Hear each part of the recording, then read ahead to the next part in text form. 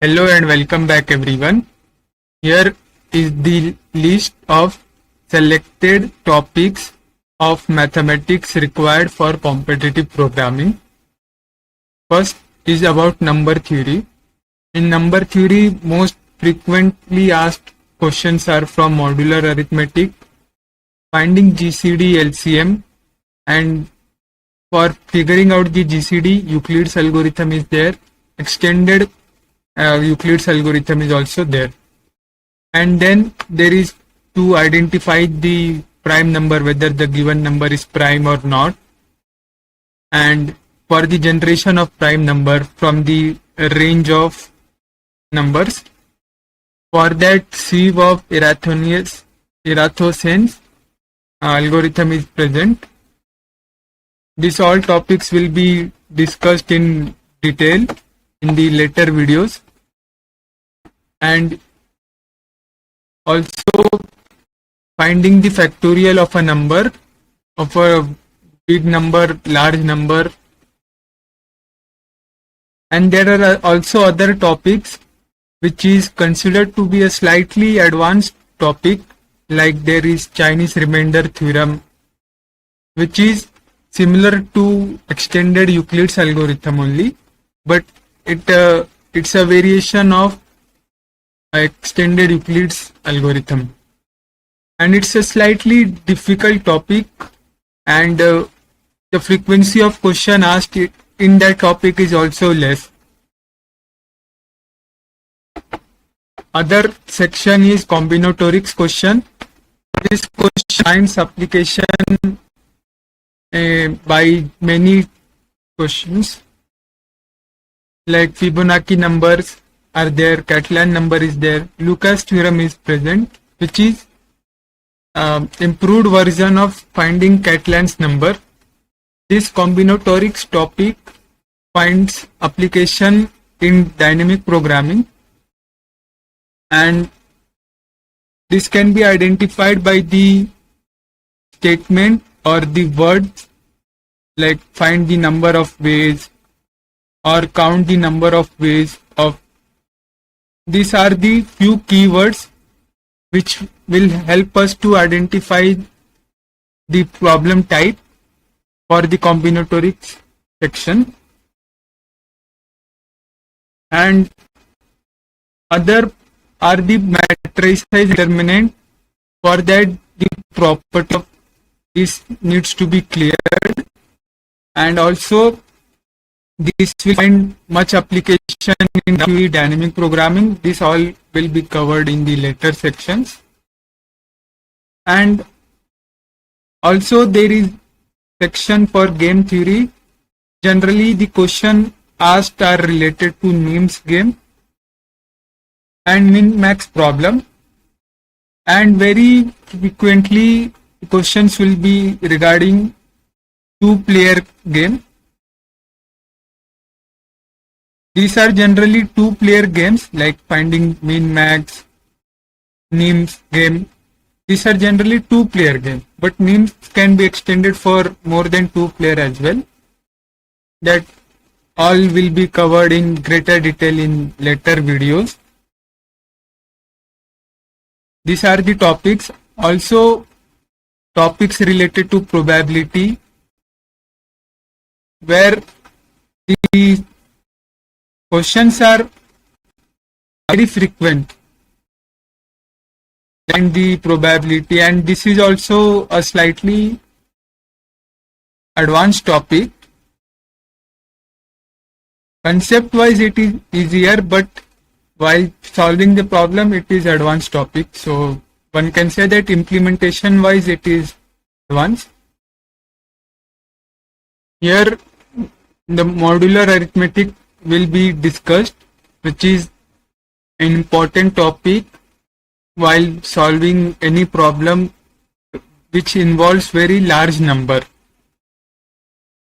And to understand the idea of modulus operation, first let us understand the quotient remainder theorem, where given two integers a and b, where b has to be a positive integer and a can take any negative or positive number. This is defined as a is equal to b times q plus r, where q is the quotient and r is the remainder. Any number can be represented in this way, and q and r has to belong to integer, and the range of remainder will be from 0 to b. That is, r will belong from 0 to b, and modulus operation returns remainder of the number. To understand this idea, consider a number a, which is, let's say, 15, and b has 6. And as for the elementary school knowledge is concerned, we divide the number 15 by 6, write the quotient here and remainder here. So quotient 6 times 2, so this is 6 times 2, remainder is 3. So this can be represented like 15 is basically b, which is 6 times 2 plus 3. Here q is 2 is the quotient and 3 is the remainder. Any positive number can be represented this way.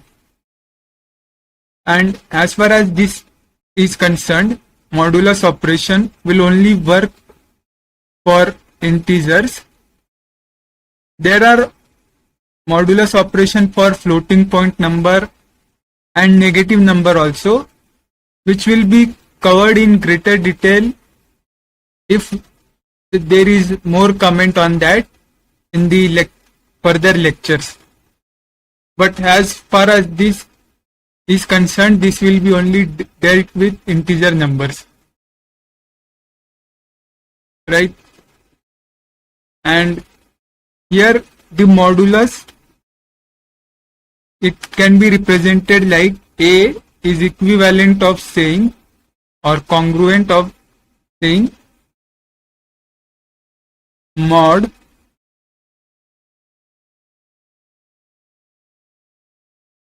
r mod b, which is like saying 15 is congruent to 3 mod 6. Here 3 is the modulus value.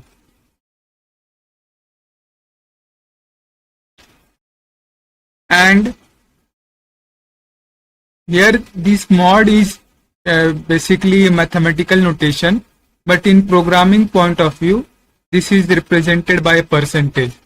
This is from the programming language point perspective. And the range of remainder will be from 0 to b minus 1, or b not inclusive. Modulus operation can be written as formula is shown here, where a is equal to b q plus r, and only objective here is to figure out the remainder. So let's rearrange the value r, which will be equal to a minus of bq, and here q can be represented like the floor value of a by b. Why floor value? To understand this, consider the same example where a was 15 and b was 6, and using the formula one needs to figure out what would be the value, right? 15 by 6, it is a floating number, which means like 5 by 2, which will be 2.5, but floor will return the lowest number. So this will return value of 2. And whatever is left out is the remainder. And why floor? Because it will consider the lowest integer or lowest integer value. Here are some of the properties of modular arithmetic operation, which involves addition, subtraction, division, multiplication, and also exponentiation, which will be covered in later lecture. So first property is addition of two numbers taken together mod m, where m is the modulus value, is equivalent of saying that it is a mod of m plus b mod of m whole mod of m. And similar thing can be applied for multiplication, where a times b whole mod of m is equivalent of saying a mod of m times b mod of m whole mod of m. And for subtraction and division, one needs to look at the overflow condition. To prevent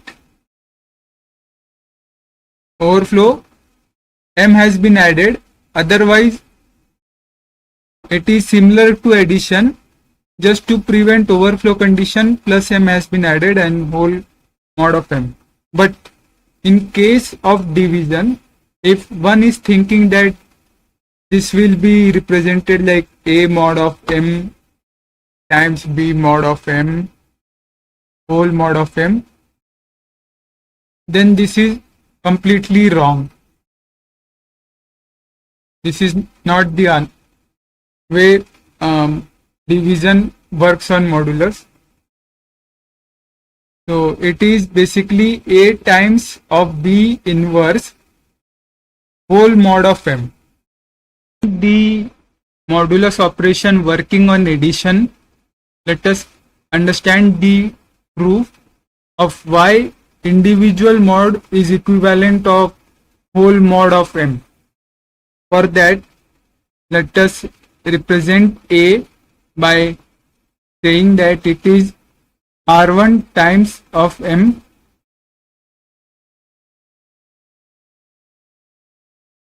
So basically any number has to be represented in the form of b q plus r, where a can be represented like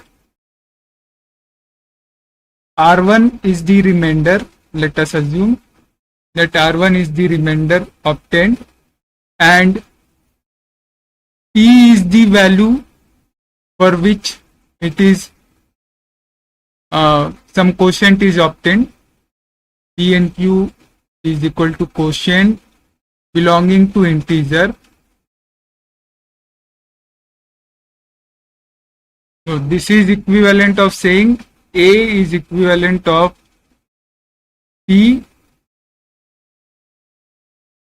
r1 mod of m.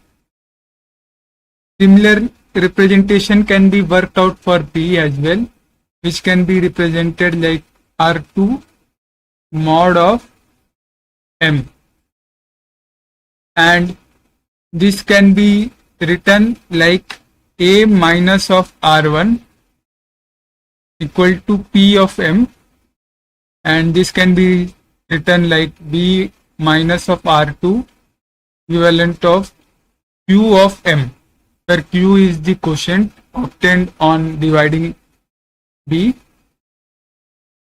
Now just add these two numbers. Adding a plus b minus of r1 plus r2 gives value of p plus q times m, and this can be a plus b. Rearranging the remainder term on the right hand side gives this value, which is equivalent of saying that this is A, this is B times M plus remainder R. Hence, A plus B mod of M is individual mod of M. And to avoid overflow condition, we are just using modulus again. To understand this concept, with considered an example of A having the value of 27 and B having the value of, let's say, 14, and M will be, let's say, 4. So 27 plus 14 mod of 4, it should result in some remainder, is equivalent of saying 27 mod of 4 plus 14 mod of 4 whole mod of 4.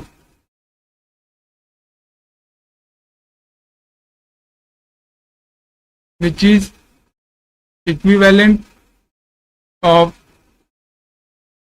saying that 27 plus 14 is 41 mod 4, that is, it should result in remainder, which is 1. Let us verify on the right hand side whether we are getting the same result or not. 27 mod of 4 is 3 plus 14 mod, which is whole mod of 4. So both are resulting in same answer. Hence, the properties are equal, and same thing can be worked out for subtraction as well. Let's say 27 minus 14 mod of 4 is equivalent of saying 27 mod of, since here no overflow will be there, hence one need not add M here. Only to prevent overflow, M is being added. Otherwise, in all cases, it will be performed similar to addition. Why? Because the range of the purpose of adding M is because the range of mod will be between 0 to B minus 1. And while subtracting, it may lead to negative number. So to get that number within this range, M has been added.